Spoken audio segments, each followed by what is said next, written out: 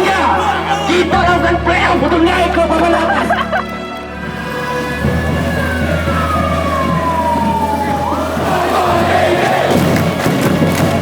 Hari ini kita satukan komando. Ada 6 tuntutan yang kita berikan kepada manajemen.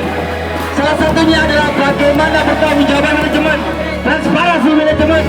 Untuk satu tujuan, yakni bagaimana Persela ini dapat terselamatkan.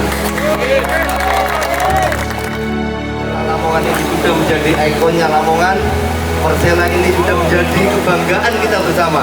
Tentu Persela ini juga harus tetap eksis di persepak bolaan nasional.